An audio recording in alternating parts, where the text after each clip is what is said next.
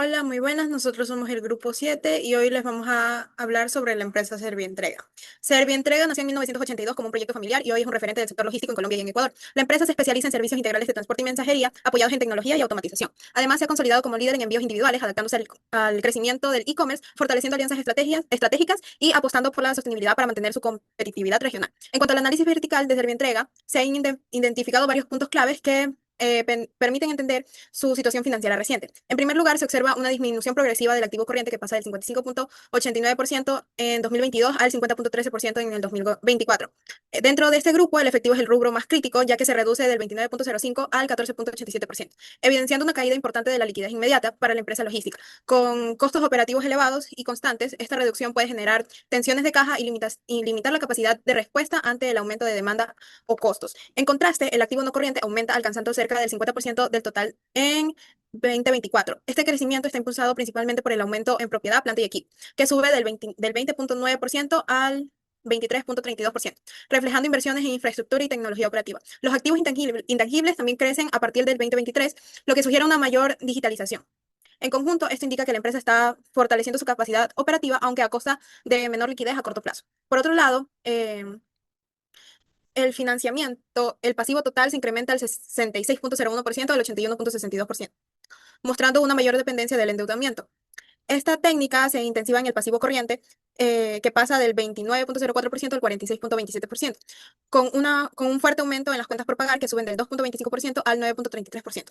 Esto puede reflejar presiones de liquidez o un uso más intensivo del crédito de proveedores. Al mismo tiempo, el patrimonio se debilita, cayendo del 34% al 18%, acompañado por un aumento de las pérdidas acumuladas, lo que indica que las utilidades no han sido suficientes para fortalecer el capital propio. Finalmente, en cuanto al análisis del estado de resultados, muestra una operación estable. Esto presiona los costos, sí, esto presiona por costos elevados. Los ingresos se concentran casi totalmente en el servicio logístico, mientras que los gastos de venta absorben entre el 73% al 79 al 76% de los ingresos. Y los gastos administrativos se mantienen alrededor del 10%. En 2024, ambos rubros aumentan, lo que explica la caída de la utilidad neta a 7,68%.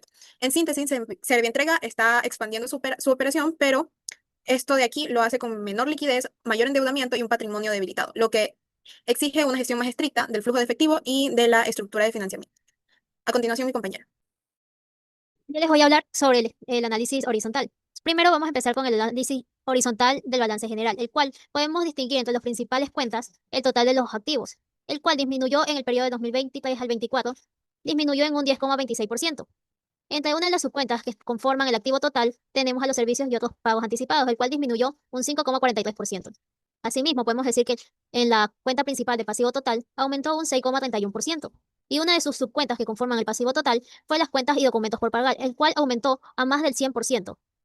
¿Esto qué quiere decir? Llegamos a la conclusión que la parte de las deudas a corto plazo se van a ver con una dificultad a pagar, ya que el pasivo es demasiado grande a comparación de sus activos. A continuación, vamos a seguir el análisis horizontal del estado de resultado. Esta es la gráfica del balance general en donde se muestran las diferencias que dije anteriormente, donde el activo disminuye y la parte de los pasivos aumenta. Y ahora el estado de resultado. En el estado de resultado podemos ver en cambio que, pues bien, los ingresos aumentaron en un 8,24% y a su vez también aumentó la prestación del servicio. También, por ende, también aumentaron los gastos de administración en un 10,74%.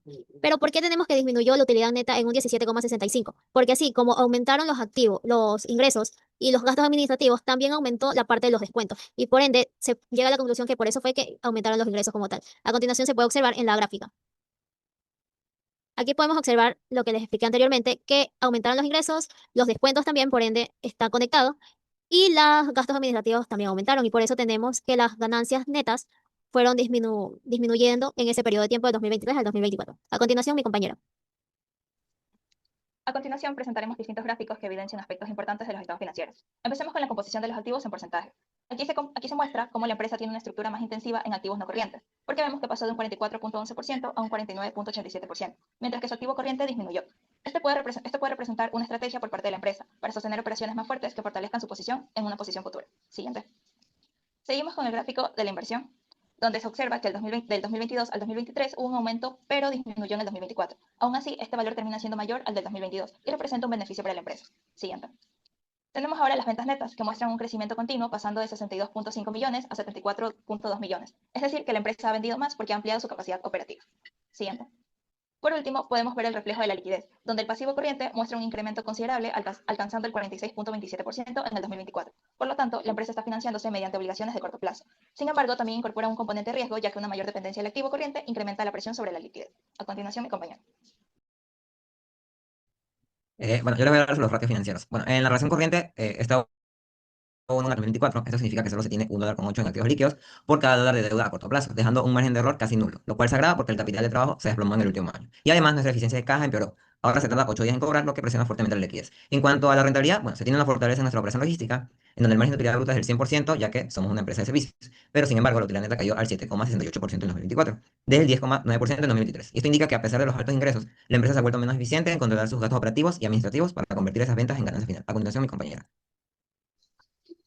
Ahora pasamos a los ratios de apalancamiento. En primer lugar, el ratio de endeudamiento muestra que la empresa incrementó su nivel de deuda, pasando del 66% en el 2022 al 81% en el 2024, lo que evidencia una mayor dependencia del financiamiento externo. El ratio pasivo-capital y el multiplicador de capital refuerzan este resultado, ya que la deuda con terceros aumenta y los activos crecen principalmente por la deuda y no por el capital propio.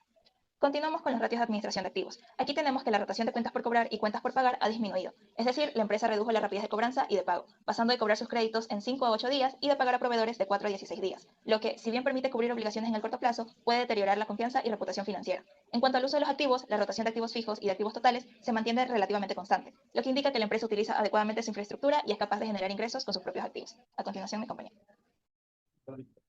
Uno de los ratios más utilizados por los inversionistas y dueños de las empresas es el ROE o el rendimiento sobre el patrimonio, el cual ayuda a evaluar cuán rentable es la inversión que se ha hecho en la empresa. Y para Servientrega, este valor ha crecido significativamente, llegando hasta un 72,46% en 2024, lo que indica una rotación muy alta.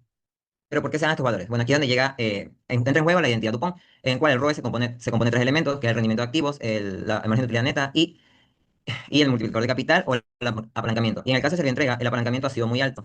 Y es porque los inversionistas, los dueños de la empresa, no ha bajado considerablemente y la empresa ha llegado a depender de la deuda llegando hasta un 81%. Entonces, la utilidad neta no ha sido la más alta y al dividirlo ante un base de capital propio muy pequeño, el resultado se dispara. Y esto es un ejemplo de cómo se puede maximizar la utilidad de los accionistas, pero no obstante, también se llega a obtener esto puede conllevar un riesgo financiero para la empresa. A continuación, mis compañeros con las conclusiones. Bueno, como conclusiones podemos decir que es verdad, como tal, tenemos un ROE alto, que en un 72%. ¿De qué se debe? Ya que tenemos estrategias y situaciones generales. Hay una eficiencia operativa que se ve deteriorada, debido a que, como anteriormente la hemos dicho, la empresa se basa más en tener grandes inversiones debido a sus pasivos a corto plazo. Y esto genera que si como tal la empresa no toma acciones en superar estos pasivos a corto plazo, se va a ver como una dificultad de rendimiento operativo. La siguiente, por favor. Y teníamos aquí, en resumen, que tenemos un riesgo, una liquidez crítica, una presión a corto plazo, un deterioro patrimonial, una dependencia extrema de las deudas a corto plazo.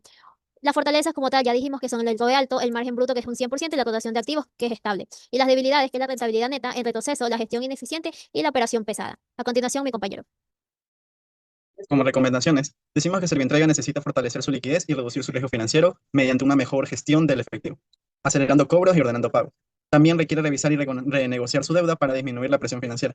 También es fundamental controlar los gastos operativos, optimizando rutas, procesos logísticos y costos administrativos. Las inversiones deben priorizar proyectos con retornos rápidos y mejoras en eficiencia. Además, la tecnología puede reducir costos y mejorar la operación.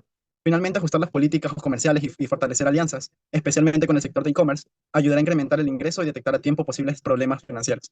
Entonces, ¿es recomendable invertir o no? No, no es un buen momento para invertir en Servientrega. Aunque la empresa sigue creciendo y vendiendo más cada año, sus finanzas muestran problemas importantes. La liquidez está muy baja, casi al punto de no poder cubrir sus gastos de corto plazo, y el efectivo disponible ha caído bastante. Además, están trabajando con muchísima deuda, tanta que gran parte de sus operaciones depende de dinero prestado, y eso hace que cualquier bajón en las ventas pueda complicarlos. El patrimonio también se ha ido debilitando, lo que significa que la empresa está creciendo. Sí, pero a costa de endeudarse demasiado. Y aunque el ROE parece altísimo, no es porque estén ganando muchísimo, sino porque su capital propio se redujo, tanto que el porcentaje se dispara artificialmente. En pocas palabras, podemos decir que la empresa está avanzando, pero con una base financiera frágil y con un nivel de riesgo alto. Sería mejor esperar a que mejore su liquidez, ordenando mejor sus deudas y recuperando estabilidad antes de pensar en invertir. Por ahora no vale la pena arriesgarse. Muchas gracias.